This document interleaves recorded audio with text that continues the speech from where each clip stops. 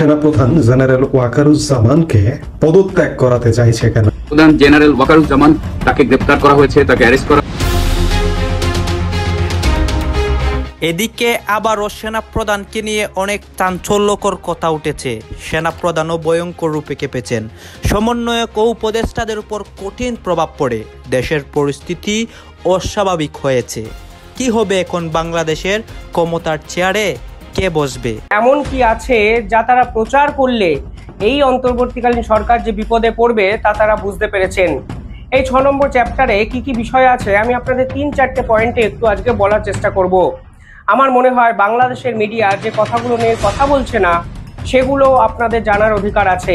আমাদের বাংলাদেশের প্রাণপ্রিয় সেনা বাহিনীর উপরে অবশেষে জাতিসংঘ থেকে আসতেছে বিশাল অঙ্কের বাস। সেনাবাহিনী এই ধরনের চক্রান্তের সাথে জড়িত হয়ে নতুন করে বাংলাদেশে আবার তারাই রাষ্ট্র ক্ষমতা নিবে। এখনো আমাদের মনে হচ্ছে যেন সেই আওয়ামী লীগের সাথেই বোধহয় এখনো যুদ্ধ করছে। বিভিন্ন বিষয় নিয়ে মত পার্থক্য হচ্ছে, বিভিন্ন বিষয় নিয়ে কথা বলতে হচ্ছে, এখনো দেশের বিরুদ্ধে ষড়যন্ত্র হচ্ছে।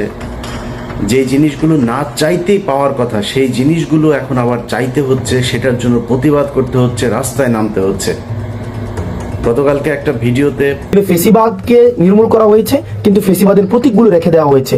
সুতরাং এই যে ধানমন্ডি 32টা, সেটা 5ই আগস্টে এটা হচ্ছে একদম ধুলিস্যাৎ করে দেওয়ার কথা ছিল। 5ই আগস্টে এটা ঘৃণাস্তম্ভে পরিণত করার কথা ছিল, সেটি পরবর্তীতে এসে মানুষ স্বতঃস্ফূর্তভাবে করেছে। আপনারা আমলারা যারা রয়েছেন, আপনারা পুলিশ যারা রয়েছেন, আপনারা যদি মনে করে থাকেন যে আপনাদের রিপ্লেস খুঁজে পাওয়া যাবে না, বিকল্প খুঁজে পাওয়া যাবে না, এই জনগণের শক্তিকে আপনারা অনুধাবন করতে পারেননি। ওয়াকারুজ্জামান এখনো সে গুম খুন নির্যাতনকারী ডাকাত প্রভৃতির দুর্বৃত্ত সেনা কর্মকর্তাদের পক্ষ নিয়ে সরকারের উপর নানা ধরনের চাপ সৃষ্টি করে দেন। সেনাপ্রধান কি আগে কিছু জানতেন? কারণ তিনি হাসিনার সেনাপ্রধান ছিলেন। তিনি তখন বাংলাদেশের সেনাপ্রধান ছিলেন না, হাসিনার সেনাপ্রধান ছিলেন। তিনি এখন বাংলাদেশের সেনাপ্রধান। তো আমাদের ওয়াকারুজ্জামান তিনি কি জানতেন? অনেক চাঞ্চল্যকর তথ্য বর্তমানে সবার সামনে এসেছে। দর্শক শ্রোতা, দেশের বর্তমান রাজনৈতিক প্রেক্ষাপট বিভিন্ন দিকে ঘুরপাক খাচ্ছে এবং এই ঘুরপাক খাওয়াকে কেন্দ্র করে অনেক কথা সামাজিক যোগাযোগ মাধ্যমে ভাইরাল হয় এবং এই কথাগুলো শুনে সারা বিশ্বের মানুষ অবাক হয়ে যায়। গাইজ, আপনারা সবাই জানেন বাংলাদেশের বর্তমান পরিস্থিতি, রাজপথে তাণ্ডব হয়, সাধারণ মানুষরা যে কোনো বিষয় নিয়ে রাজপথে নেমে যায়, হতাহত হয়। গাইজ, এখন কি হয়েছে? বাংলাদেশ সেনাবাহিনীকে নিয়ে কথা উঠেছে এবং বাংলাদেশ সেনাবাহিনী কি করেছেন বা সেনাপ্রধান কি করেছেন বা কি করবেন। গাইজ, বাংলাদেশ সেনাবাহিনী কিন্তু বাংলাদেশের আস্থার প্রতীক। 2024 সালের আন্দোলনের সময় বাংলাদেশ সেনাবাহিনী অনেক কিছু করেছে, ছাত্রদের পাশে দাঁড়িয়েছে, দেশ স্বাধীন করতে সহযোগিতা করেছে। কিন্তু এখন কি হয়েছে? গাইজ, এইসব বিষয় পর্যালোচনা করে আমরা অনেক তথ্য পাই এবং ভিডিও পাই, সেগুলোই কিন্তু আপনাদের সামনে এক এক করে ধারাবাহিকলি তুলে ধরবো। ভিডিওটা কিছুটা লং হবে, কিন্তু অনেক তথ্য জানতে পারবেন সর্বশেষ কি হয়। আসুন দর্শক, আপনাদের জন্য আমি যে নিউজগুলো রেডি করেছি সেগুলো আগে দেখে আসি এবং ভিডিও শেষে আমাদের গুরুত্বপূর্ণ মন্তব্যগুলো করি। এই যে সেনাপ্রধান জেনারেল ওয়াকারুজ্জামানকে পদত্যাগ করাতে চাইছে কেন একদল লোক? তীব্রভাবে এই প্রসঙ্গটি নিয়ে কথা বলবো। বিশেষ করে সবচেয়ে বেশি পরিলক্ষিত হচ্ছে এক প্যানিক ক্রিয়েটর, প্যানিক ভট্টাচার্য, এক সাইবার সন্ত্রাসী। বাংলাদেশে আজকে যত বিশৃঙ্খলা ঘটছে, অনলাইনেই বিশৃঙ্খলাটি ঘটাচ্ছে। সেটা 32 নম্বর ভাঙানো থেকে শুরু করে নানান কিছু। 32 নম্বর আপনারা দেখলেন, 32 নম্বর কিভাবে অনলাইনে তদারকি করে, মনিটরিং করে, অনলাইনে বুলডোজার এনে ভেঙে গুড়িয়ে দিল। এখানে সেখানে জ্যাপত করে অনলাইনে নির্দেশনা দিয়ে প্যানিক ভট্টাচার্য আতঙ্ক তৈরি করে জনমনে। এবং বর্তমান বাংলাদেশে যে অস্থিতিশীলতার প্রধান কারিগর এই প্যানিক ভট্টাচার্য। এই প্যানিক ভট্টাচার্য সেনাপ্রধানের পেছনে বেশ কিছুদিন ধরে লেগে আছেন। যদিও বা সেনাপ্রধানের প্রতি বাংলাদেশের মানুষের আস্থার জায়গাটি আর নেই, কারণ বাংলাদেশের মানুষ দেখেছে যে সেনাপ্রধান নিজে বক্তব্য দিয়েছিলেন যে আমি দায়িত্ব নিচ্ছি। আমি দায়িত্ব নেবার পরেও 6 মাসে নানা রকম সহিংস ঘটনা বাংলাদেশে দেখছে। সর্বশেষ 32 নম্বরে সেনাবাহিনী উপস্থিত হয়েও ফিরে গেল। এটি কিন্তু সেনাবাহিনীর জন্য মারাত্মক অবমাননাকর। এবং আর একদিকে অনলাইনে এই প্যানিক ভট্টাচার্য এবং আরেকজন অনলাইন অ্যাক্টিভিস্ট তারা তদারকি করছিলেন এবং এমনকি সেনাবাহিনীর উপর বুলডোজার উঠিয়ে দেবার কথাও বলছিলেন। যে মিরপুর রোডে সেনাবাহিনী দাঁড়িয়ে আছে, তাদের গায়ে প্রয়োজনে বুলডোজার উঠিয়ে দাও।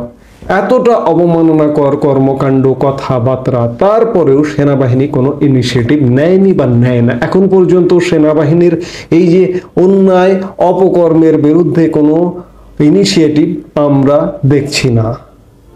সেই জায়গায় সেনাপ্রধান জেনারেল ওয়াকারুজ্জামানের প্রতি বাংলাদেশের মানুষের আস্থা নেই।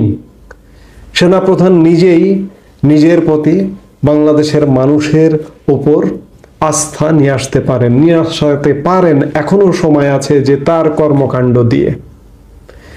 তারপরেও আমরা চাই না যে সেনাপ্রধান জেনারেল ওয়াকারুজ্জামান বা বাংলাদেশের মানুষ চায় না এই মুহূর্তে আকস্মিক তার মেয়াদ পূরণ হবার আগেই, মাত্র কয়েক মাস হয়েছে তিনি দায়িত্বে এসেছেন, তিনি তার চাকরির বয়স শেষ হবার আগেই তিনি অবসরে যান কিংবা পদত্যাগ করুন। পদত্যাগ করে দেশে একটা বিশৃঙ্খলা লাগুক, কিংবা সংবিধান বাতিল করে একটি বিশৃঙ্খলা লাগুক, কিংবা রাষ্ট্রপতি অপসারণ করে একটি বিশৃঙ্খলা লাগুক, দেশের মানুষ কিন্তু সেটি চায় না।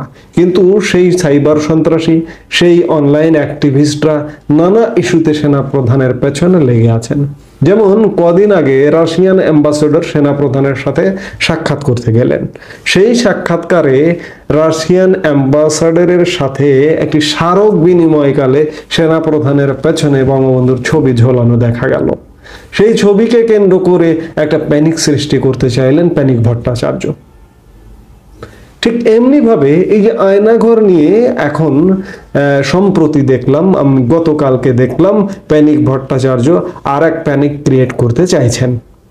সেটি হচ্ছে যে এই আয়নাঘর পরিদর্শন করে দিতে চাননি নাকি সেনাপ্রধান, এই সাজানো নাটক সেনাপ্রধান করতে দিতে চাননি, এবং সেনাপ্রধান নাকি ইউনূসের নানান কর্মকাণ্ডে বাধা হচ্ছেন এমনটা বলা হচ্ছে। ব্রিগেডিয়ার গোলাম আজম পুত্র ব্রিগেডিয়ার আজমিকে ডেকেও নাকি সেনাপ্রধান বলেছেন যে স্যার আপনি আয়নাঘর নিয়ে আর কথাবার্তা বলবেন না, এতে করে সেনাবাহিনীর ভাবমূর্তি ক্ষুণ্ণ হয় ইত্যাদি নানা অভিযুক্ত করে কাঠগড়ায় দাঁড় করিয়েছেন জেনারেল ওয়াকারুজ্জামানকে সেই প্যানিক ভট্টাচার্য। প্যানিক ভট্টাচার্য মানেই আমরা দেখছি বিশৃঙ্খলা।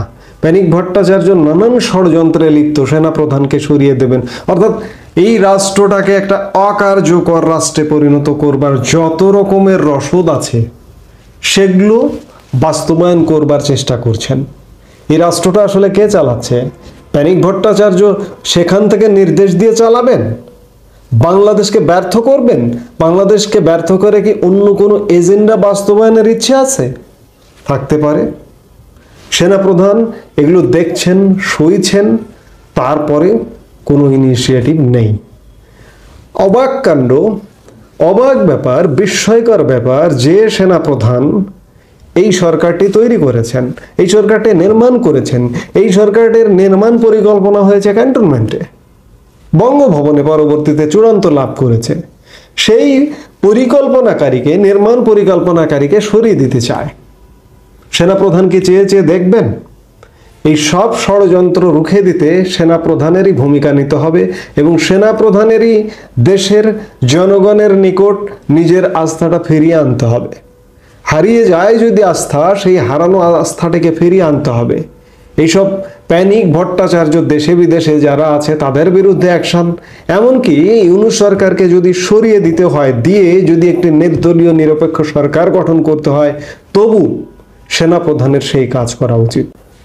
কারণ সবকিছুর কেন্দ্রবিন্দু কিন্তু এই মুহূর্তে বাংলাদেশ পরিস্থিতিতে ক্যান্টনমেন্ট, সেনাবাহিনী, সেনাপ্রধান। কাজেই সেনাপ্রধান যদি চান যে এই যে একটি পক্ষপাত দুষ্ট সরকার, এমনকি সরকারের ভেতর থেকে পর্যন্ত ষড়যন্ত্র হচ্ছে, সেনাপ্রধান নিজেই জানেন। সেনাপ্রধান মোহাম্মদ ইউনূসের সাথে শুরুর দিকে যে নিবিড় সম্পর্কের জায়গায় ছিলেন, সেটি কিন্তু আপনারা নানা রকম সিম্বল খেয়াল করলে এখন দেখতে পাবেন না। মোহাম্মদ ইউনূসের সাথে সেনাপ্রধানের গত কয়েক মাস যাবৎ কোনো সাক্ষাৎ হয় না। 10 নভেম্বরের পরে মুখোমুখি দ্বিপাক্ষিক বৈঠক বলি বা সাক্ষাৎ বলি আর হয়নি। সেই জায়গায় মোহাম্মদ ইউনূসের ষড়যন্ত্র। মোহাম্মদ ইউনূসও ষড়যন্ত্রের অংশ হিসেবে পরিকল্পনা করছেন যে সেনাপ্রধান জেনারেল ওয়াকারুজ্জামানকে সরিয়ে দেবেন। যে সেনাপ্রধান মোহাম্মদ ইউনূসকে ক্ষমতায় বসালেন সেই সেনাপ্রধানকে মোহাম্মদ ইউনূস সরিয়ে দিতে চান বা তাদের সাথে একমত পোষণ করেন, ষড়যন্ত্রকারীদের সাথে। মোহাম্মদ ইউনূস কাদের দলে? ষড়যন্ত্রকারীদের দলে। কাজেই সেনাপ্রধানেরই সেই ইনিশিয়েটিভটা নেওয়া উচিত। মোহাম্মদ ইউনূস ষড়যন্ত্রের অংশ হবেন, সেটি হতে দেওয়া যাবে না। এখনো সময় আছে। এই যে এখনো সেনাপ্রধানের আয়ত্তেই পুরো পরিস্থিতি আছে, আজকে আয়ত্তে আছে, 3 দিন পরে কিন্তু আয়ত্তে নাও থাকতে পারে। কাজেই এখনই উচিত ইনিশিয়েটিভ নেওয়া। কাজে আমরা প্রত্যাশা করি না যে জেনারেল ওয়াকারুজ্জামান পদত্যাগ করে চলে যাক। তিনি পদত্যাগ করে যেটি ঘটবে, যিনি আসবেন বা যারা আসবেন, সেটি কিন্তু আরো খারাপ পরিণতির দিকে নিয়ে যাবে। কাজেই সেনাপ্রধান এই পরিস্থিতির সঙ্গে শুরু থেকে ছিলেন, আছেন, তিনিই থাকুন এবং তিনিই থেকে এই পরিস্থিতির উত্তরণ ঘটান। এক অদ্ভুত রাষ্ট্রে আমাদের বসবাস। একটা শক্তি যায়, সরকারের অন্য শক্তি আসে, চরিত্রগত কোনো পার্থক্য থাকে না, মানুষের কাছে জবাবদিহিতার কোনো প্রয়োজন পড়ে না, যা ইচ্ছে করে যায় সরকারের দায়িত্বশীলরা। নতুন যে রাজনৈতিক দলটির সমন্বয়, ছাত্র সমন্বয়কদের মধ্যে থেকে আসার কথা রয়েছে, তার সঙ্গে তো স্পষ্টত সরকারের একাধিক উপদেষ্টা জড়িত। যাই হোক, এগুলো পুরনো কথা। কিন্তু আজকের জন্য অন্তত বিস্ময়কর একটি খবর হলো, বেসরকারি একটি টেলিভিশনে সাক্ষাৎকার দিয়েছেন তথ্য সম্প্রচার উপদেষ্টা নাহিদ ইসলাম, ছাত্র প্রতিনিধি হিসেবে যিনি উপদেষ্টা পরিষদে রয়েছেন। আর কারো অভিযোগের দরকার নয়, একেবারে খোলামেলাভাবে তিনি কথা বলছেন ব্যাংকার স্টাইলে। তিনি জানিয়েছেন যে ফেব্রুয়ারির শেষ নাগাদ নতুন রাজনৈতিক দলটি আসতে পারে, সেই দলের নেতৃত্বে তিনি থাকবেন এবং যখন নেতৃত্ব নেবেন তখন তিনি পদত্যাগ করবেন। তিনি কি বলছেন, সরাসরি তার কথাগুলো কোট করি। তিনি বলছেন, আমরা যারা গণ অভ্যুত্থানে অংশগ্রহণ করেছিলাম, মূলত ছাত্ররাই এটার নেতৃত্ব ছিল। নেতৃত্ব একটা পর্যায়ে পর্যাপ্ত ছিল, কিন্তু পরবর্তীতে নেতৃত্ব অবশ্যই ছাত্রদের সঙ্গে জনতাও ছিল।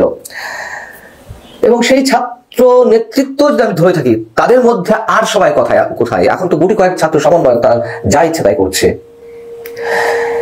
নাহিদ ইসলাম বলছেন, ছাত্র এবং গণ অভ্যুত্থানের নেতৃত্বে একটা নতুন রাজনৈতিক দলের পরিকল্পনা বা আলোচনা রয়েছে, সেই দলে যদি অংশগ্রহণ করতে হয় তবে অবশ্যই সরকারের থেকে সেটা সম্ভব না। বাহ, কি সুন্দর কথা, মনে হচ্ছে নতুন কথা উনি আমাদেরকে শোনাচ্ছেন, খুব দামি মূল্যবান কথা স্বীকার করছেন, কিন্তু কাজটি করছেন কোথায়?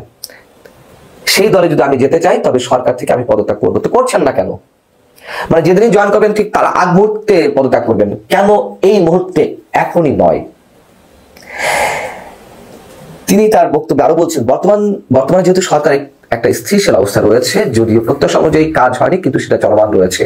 আমাদের এখন রাজনৈতিক দলের কাজটা বেশি জরুরি, সেখানে আমি ব্যক্তিগতভাবে চিন্তা ভাবনা করছি। সরকারে না থাকলে সরকার যেভাবে ধীমে তারা দেশ চালাচ্ছে, নানান বিতর্কিত অবস্থার মধ্যে দিয়ে, তারা মনে হচ্ছে সবকিছু ঠিক করে দিয়ে গেছেন। আসলে কি তাই? আসলে তারা তাদের লক্ষ্য পরিকল্পনা বাস্তবায়নের জন্য এখনো পর্যন্ত রয়েছেন। প্রশ্ন হচ্ছে, কিংস পার্টি নিয়ে যে নানান ধরনের জিজ্ঞাসা, মানুষের কৌতূহল, মানুষের আপত্তি ইত্যাদি ইত্যাদি ছিল, তাতে কোনো কিছুতেই তো কোনো কিছুই তারা কর্ণপাত করেনি। এখন বিষয়টা ওপেন হয়ে গেছে, ওপেন সিক্রেট নয়, ওপেন হয়ে গেছে একেবারে। তারপরও তারা তাদের পদে রয়েছেন। উপদেষ্টা পদে থেকে মন্ত্রী পদমর্যাদা সম্পন্ন জায়গায় থেকে যদি এই ধরনের কথা বলেন যে রাজনৈতিক দল গঠন হচ্ছে, সেখানে আমার যাওয়ার সম্ভাবনা রয়েছে বা আমি যাব, সেই মুহূর্তে কেন পদত্যাগ নয়? এবং আর যে দুই ছাত্র উপদেষ্টা রয়েছেন, স্থানীয় সরকার উপদেষ্টা আসিফ মাহমুদ সজীব ভুঁইয়া এবং মাহফুজ আলম, তারা আবার রয়ে যাবেন। অর্থাৎ এতদিন ধরে সরকারের পৃষ্ঠপোষকতায়, সরকারের প্রত্যক্ষ পরোক্ষ সহযোগিতায় নতুন রাজনৈতিক দলকে আত্মপ্রকাশ করতে যাচ্ছে, সেই দলে আবার হাল ধরতে যাচ্ছেন উপদেষ্টাদের মধ্যে একজন, আবার তাদের সহযোগিতা দুজন থেকে যাবেন, নির্বাচনের আগ পর্যন্ত তারা দেখভাল করবেন। কাহিনী তো শেষ নেই। আবার এই যে মাহফুজ আলম দপ্তরবিহীন উপদেষ্টা, কেউ আজ পর্যন্ত তাকে উদ্দেশ্য করে সরাসরি প্রশ্ন করেছে, আমি প্রশ্ন তুলেছি অনেক আগেই এরকম আমাদের বক্তব্য বিশ্লেষণে, কিন্তু আমাদের মধ্যে সাংবাদিকরা যারা তাদের নিউজ কভার করতে যান, সরাসরি কখনো প্রশ্ন করেছেন যে এই 5 মাসে 5.5 মাসে আপনার দ্বারা কি কাজটি হয়েছে, কোন উপদেশ দিয়েছেন, কোন মন্ত্রণালয় সামলেছেন? তিনি তো আছেন মাস্টার মাইন্ড অ্যাপ্লিকেশনের জন্য। তার সব ধরনের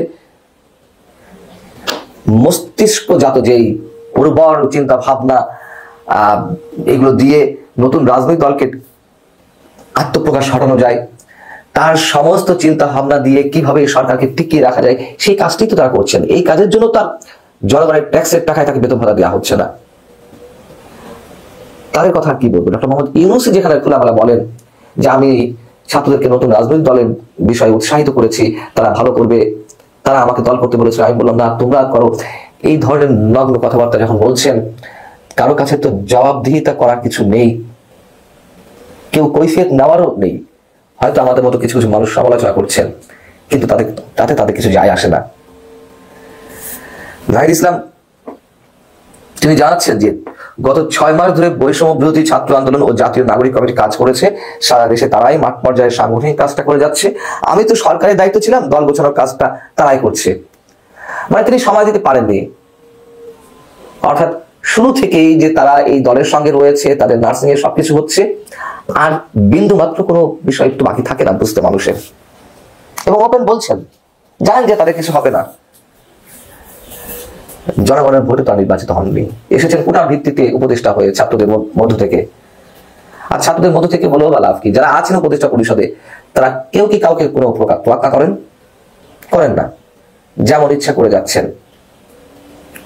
বরং এই ছাত্র সমন্বয়কদের দিয়ে যদি কোনো নতুন রাজনৈতিক দল গড়ে ওঠে, সেখানে সরকারের নিরপেক্ষতা নিয়ে প্রশ্ন ওঠে, নির্বাচন আসলে কতটা সুষ্ঠু হবে, বস্তুনিষ্ঠ হবে, নিরপেক্ষ হবে, সেই বিষয়ে তো বিএনপিও প্রশ্ন তুলেছে, যদিও আমরা অনেক আগে থেকে বলে আসছিলাম বিষয়গুলো, কিন্তু সেগুলো তো কর্ণপাত করা হচ্ছে। এখন যে কাজগুলো চলছে এগুলো আসলে একেবারে লোক দেখানো, টাইম পাস করা। আবার নাহিদ ইসলাম এই কথাও বলেছেন, আর একটা সিগনিফিকেন্ট কথা, যে রাজনৈতিক কার্যক্রম বন্ধ করার বিষয়ে বা নিষিদ্ধ করার বিষয়ে কোনো অধ্যাদেশ নয়, বিচারিক প্রক্রিয়ার মাধ্যমেই সিদ্ধান্ত আসতে পারে। অর্থাৎ আওয়ামী লীগ নিষিদ্ধের যে দাবি উঠেছে ছাত্রদের মধ্য থেকেই বেশি, জামাত কিংবা হেফাজতে ইসলামের মতন দলগুলো চাইছে, সেইগুলা নির্বাহী কোনো আদেশে মানে সেই দাবিগুলো পূরণ করা হবে না, এটি বিচারিক প্রক্রিয়ার মাধ্যমেই হবে। তার মানে কি সবকিছু সেট আপ করা, যেখানে আওয়ামী লীগের বর্বরতার কথা উল্লেখ করার পাশাপাশি আওয়ামী লীগের মন্ত্রী নেতা কিংবা আওয়ামী সরকারের বিভিন্ন এজেন্সির হাতে শত শত মানুষ খুন বা নিহত হওয়ার বিষয়টি উল্লেখ করে জাতিসংঘের মানবাধিকার বিষয়ক হাই কমিশন তারা এই সুপারিশও করেছে যে যেন কোনো রাজনৈতিক দলকে নিষিদ্ধ না করা হয়।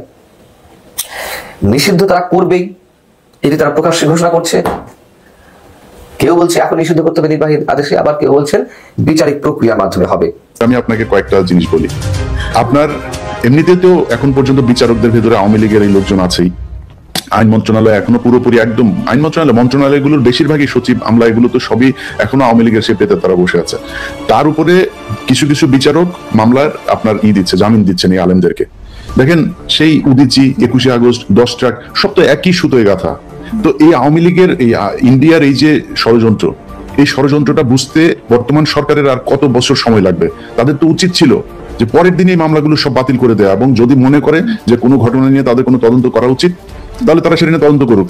আমার মনে হচ্ছে বর্তমান সরকার থেকে শুরু করে সেনাবাহিনী, আমলা, রাজনৈতিক দল সবার একটা জায়গাতে তারা ছাড় দিচ্ছে শেখ হাসিনাকে, সেটা হচ্ছে বিডিআর আর আলেম। এই দুইজনাদের বিরুদ্ধে যে মামলাগুলো আছে সেই মামলাগুলোতে তারা কোনোভাবেই শেখ হাসিনাকে ওভারটেক করতে চায় না। মানে শেখ হাসিনা যা করেছিল সেটাই মনে হচ্ছে করছে। তো ওইখানে গিয়ে আপনার যখন তাদেরকে ছাড়া হচ্ছে, আপনি জানেন আপনি এই যে জেলে ছিলেন প্রায় 9 মাস, এই আদালতে যখন আদেশটা হওয়ার পরে সেটা আবার ফের জেল কর্তৃপক্ষের কাছে সেটা আসতে হয়। এই যে আসার মাঝখানে যে সময়টা, এখানে আপনি বের হওয়ার সময় দেখেছেন যে সেখানে ডিজিএফ এর লোকজন, এনএসএ এর লোকজন, সব গোয়েন্দা সংস্থার লোকজন থাকে এবং তাদের ক্লিয়ারেন্সের বাইরে এটা করা যায় না। তারা সেটা করতে দিচ্ছে না, তারা সেটা ডিলে করছে। 3 দিন 4 দিন তাদের আদালতের কপি যেতে সময় লাগছে। এই জিনিসগুলোতে তারা বাধা দিচ্ছে। অতএব ডিজিএফআই তে এখন পর্যন্ত এই সব আওয়ামী লীগের লোকজন, আমরা এই তালিকা যে আমাদের কাছে আছে এটা আপনাদের বোঝার জন্য আপনাদের সায়েন্টিস্ট হওয়া দরকার নাই। আপনারা কারা কারা আছেন, আপনারা এখন খুব বেশি বিশাল ক্ষমতাশালী আছেন, এই ক্ষমতায় আপনারা থাকতে পারবেন। আজকের ঘটনা দিয়ে চিন্তা করেন, আপনারা কিন্তু কোনো কিছু আটকাইতে পারবেন। আর যদি মনে করেন এখন সেনা শাসন দিয়ে কিছু করে ফেলবেন, ওইটাও আপনাদের পক্ষে সম্ভব না। দেশের মানুষ ওই জায়গাতে নাই আসলে। তো এই আজকের ঘটনায় যারা বুলডোজার করেছেন, আটকেছেন, এবং বিভিন্ন জায়গায় সেনাবাহিনীর এই যে গোয়েন্দা সংস্থা মিলে নানান ধরনের গোয়েন্দা তৎপরতা করে তারপর সরকারকে বেকায়দায় ফেলে আবার শেখ হাসিনাকে আনার জন্য পায়তারা করছেন, স্বপ্ন দেখছেন, এই দিবার স্বপ্ন থেকে সেনাবাহিনীকে বের হয়ে আসতে হবে।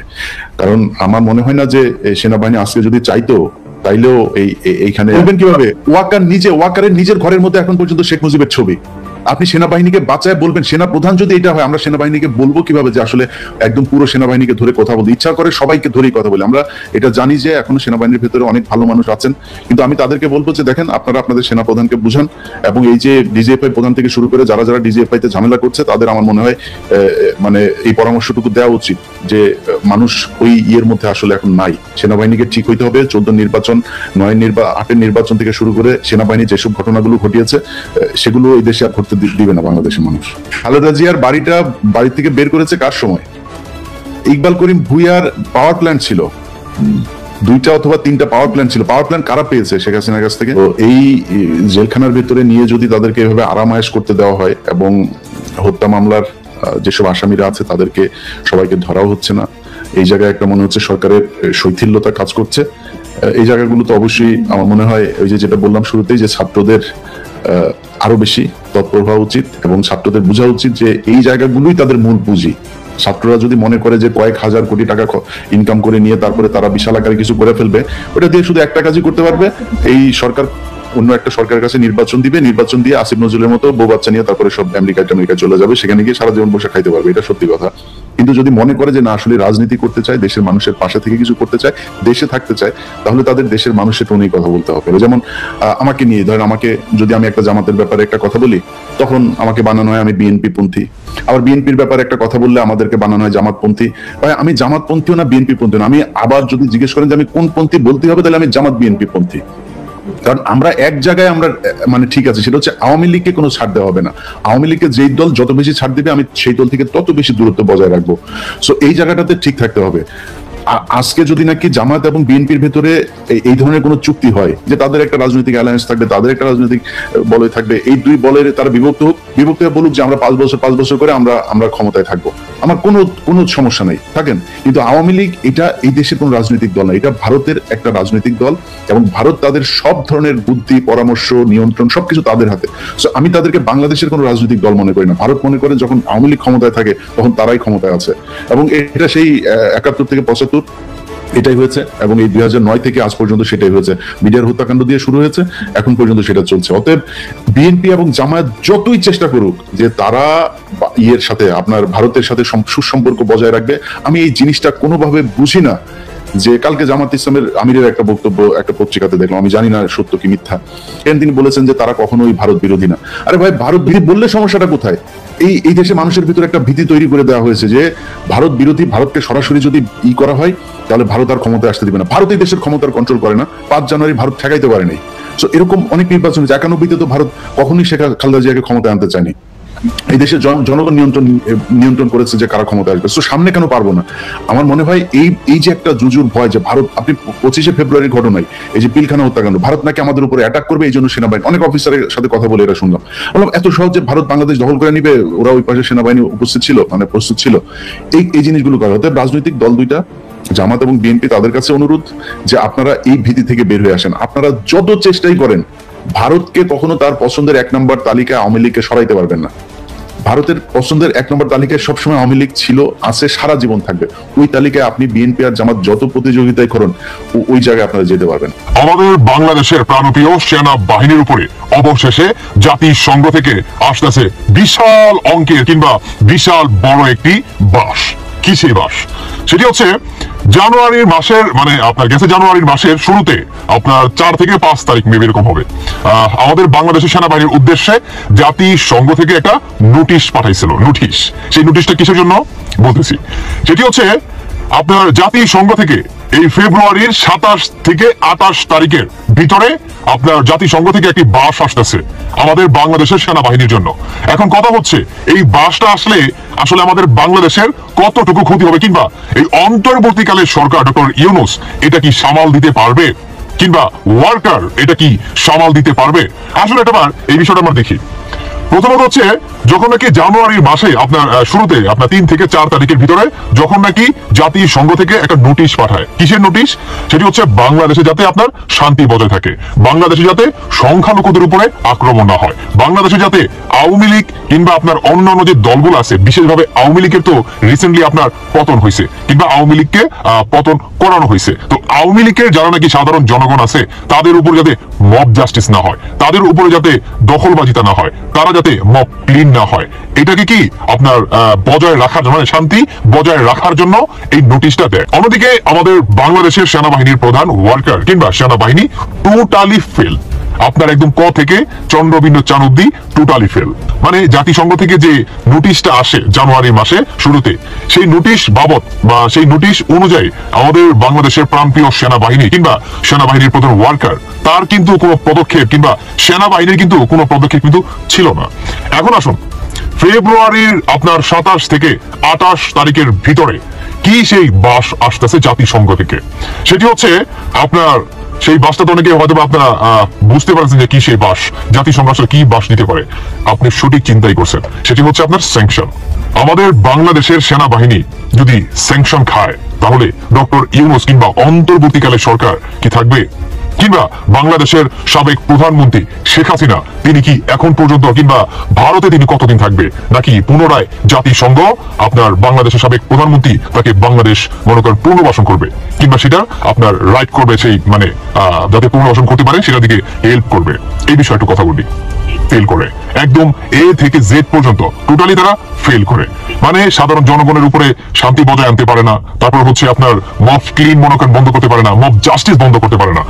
এক্সাম্পল যদি আপনি দেখেন ধানমন্ডির যখন নাকি ঘটনাটা ঘটে সেই রাতে কিন্তু আপনার সেনাবাহিনী কিন্তু আটকানোর জন্য যায়, সেখানে সেনাবাহিনীকে আপনার কি বলে মানে জঙ্গিরা কিংবা দেশ বিরোধী স্বাধীনতা বিরোধী যে বাজার আছে প্রত্যেককে সেনাবাহিনীর উপরে ভুয়া ভুয়া বলে চিৎকার করতে থাকে। অন্যদিকে সেনাবাহিনী সাইলেন্ট ভাবে একদম চুপ করে তারা চলে আসে, সেখান থেকে বাধ্য হয় চলে আসতে। আমার মতে কেন? আপনারা তো শান্তি রক্ষা বাহিনী কিংবা আমাদের বাংলাদেশের তো সুনাম আছে, অনেক সুনাম আছে শান্তি রক্ষা মিশনের ক্ষেত্রে। যেই দেশে যেখানে আপনারা নিজের দেশে শান্তি বজায় রাখতে পারেন না, তাহলে আপনারা অন্যের দেশে কিভাবে শান্তি বজায় রাখবেন বা কতটুকু শান্তি বজায় রাখতে পারছেন? আসলে আমার এখন সন্দেহ হয়। এটার জন্যই জাতিসংঘ থেকে 27 থেকে 28 তারিখের ভিতর মানে ফেব্রুয়ারি মাসে আপনার আমাদের বাংলাদেশের প্রাণপ্রিয় সেনাবাহিনীর জন্য লম্বা একটা বাস আসতেছে। এই বাসটা কি সামাল দিতে পারবে ওয়ার্কার? আমার প্রশ্ন, ওয়ার্কার তো প্রতিনিয়ত কিংবা ওয়ার্কার কিন্তু বলছিল যে কেউ বাংলাদেশে অরাজকতার সৃষ্টি চালাবেন না, কেউ কোনো ওই ধরনের মব ক্লিন কিংবা দখলবাজিতা আর সংখ্যালঘুদের উপরে আপনারা মানে হিংস্র হয়ে যাবেন না কিংবা ওই ধরনের কেউ পদক্ষেপ নেবেন না।